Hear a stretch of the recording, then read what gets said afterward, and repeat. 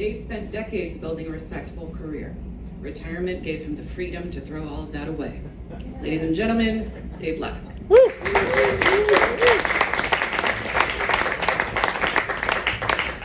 Hello, you all. Me and 4 women and a long pole. I can dream. Anyways, I went recently to the doctor, and I'm 66, and I look good, right? I'm a good-looking guy. Yes. No way. I went to the doctor, and at my age they say, draw a clock face and have it say 10:25. A clock face that says 10:25. For those of you who are getting to be my age or that digitally challenged, this is what a clock face looks like. That says 10:25.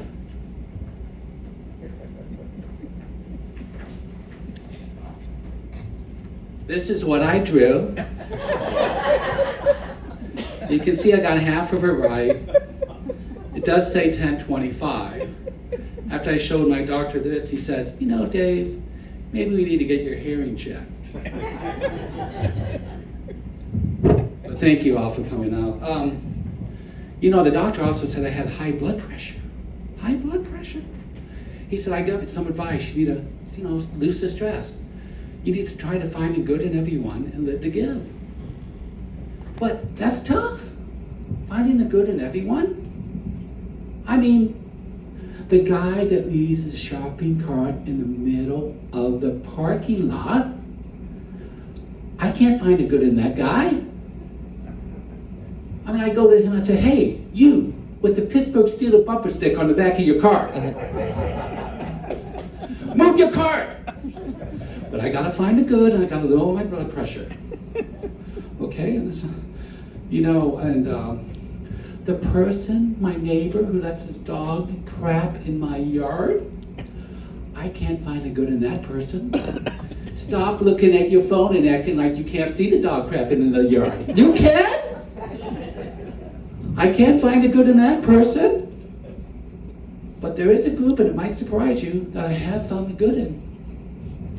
Human traffickers. I know.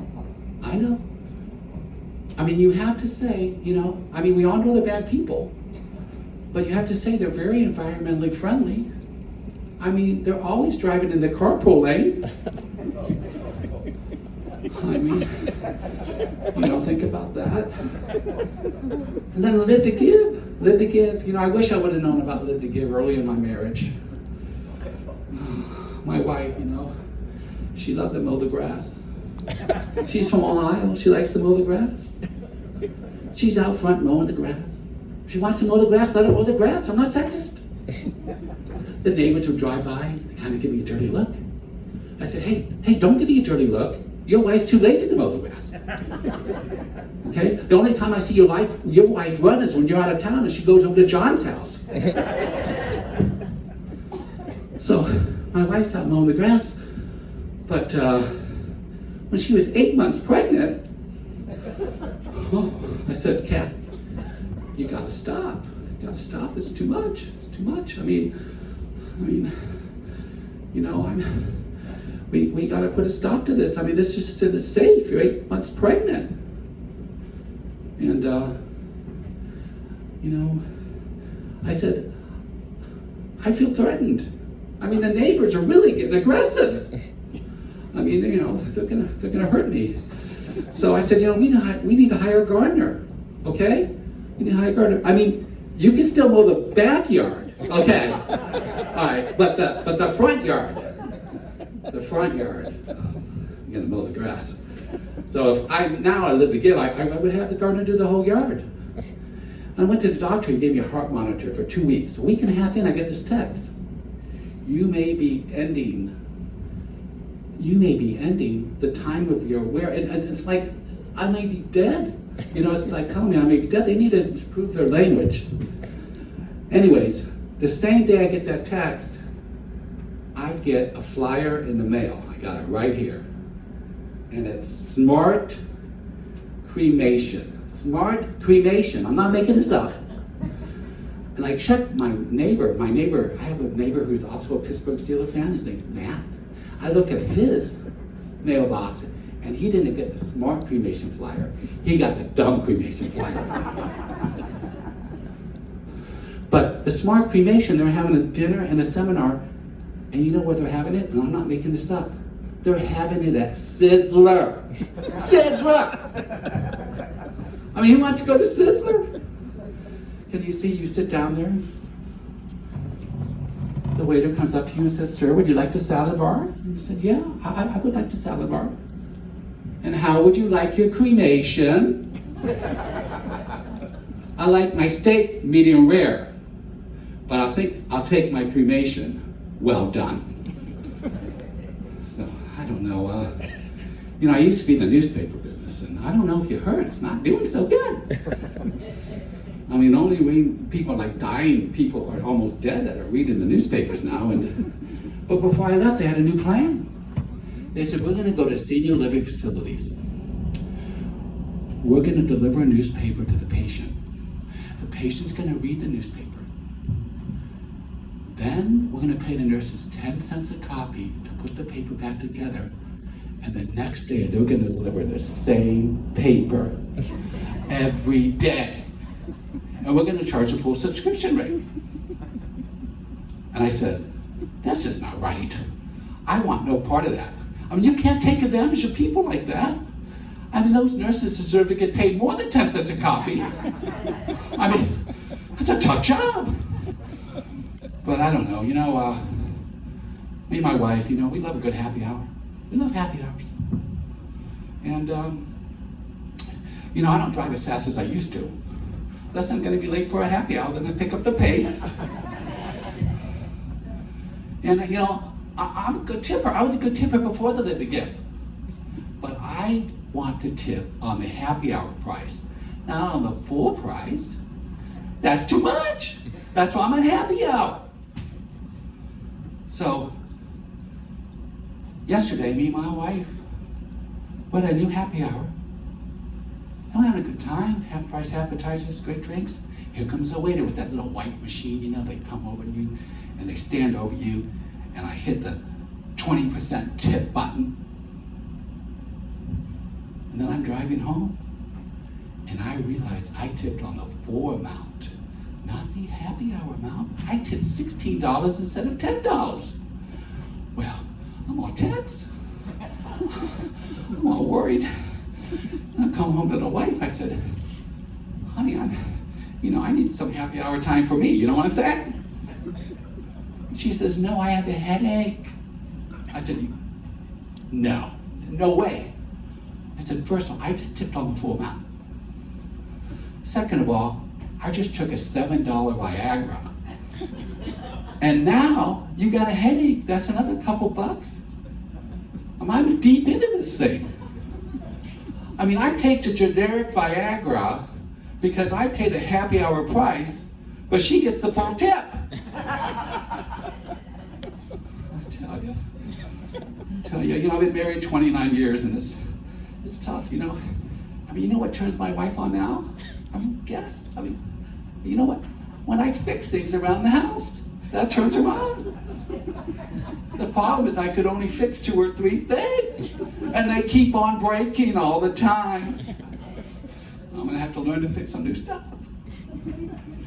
Oh my Lord. And then, when you're married 29 years, you need to schedule romantic time. You need to schedule. And though we're retired, we're still very, very busy. It's hard to schedule that 5-minute window. And my wife, she always wants to do it on February 29th. And that doesn't come around a lot. But, I lived to give, my nephew got married, I wanted to give him, I'm filling out the card, I wanted to give him best wish, and I said, "Bob and Sharon, I hope you're as happy as Kathy and I thought we would be." But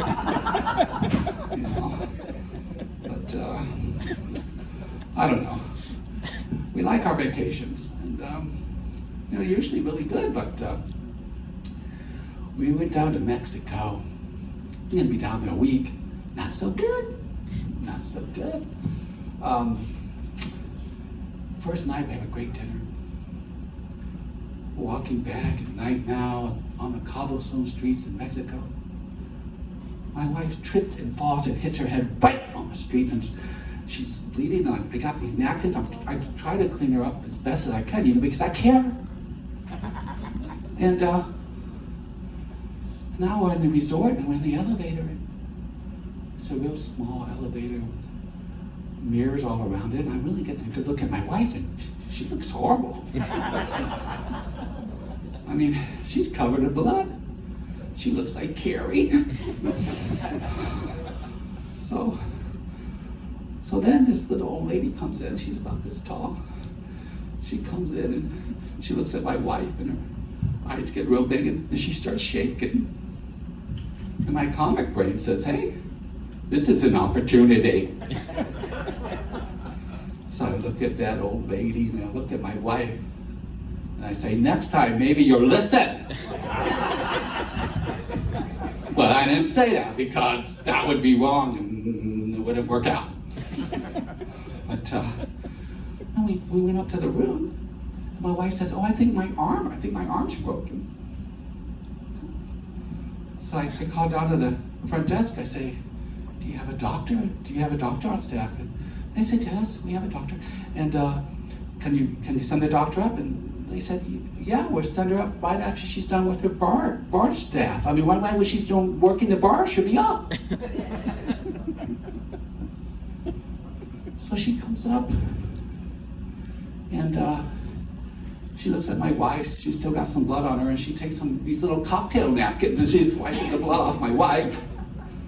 And she said, well, we won't know if it's broken unless we go to the hospital, and that's $1,400 just to walk in, and then there'd be more for the x-ray and more for the everything, or I can get you a $50 sling, arm sling. And I said, well, Kathy, you know, these hospitals in Mexico aren't that good. I mean, I think we need to get the $50 sling. So we got the $50 sling, but you know, I had to live to give the whole week. I had to help her with her food, help her get dressed, help her comb her hair. I mean, live to give, that's all I did. And, you know, I was thinking it was going to be a romantic weekend, and well, I had to do everything by myself, you know, I had to do everything. I mean, by the end of the week, I thought I needed to call that doctor and get a wrist brace.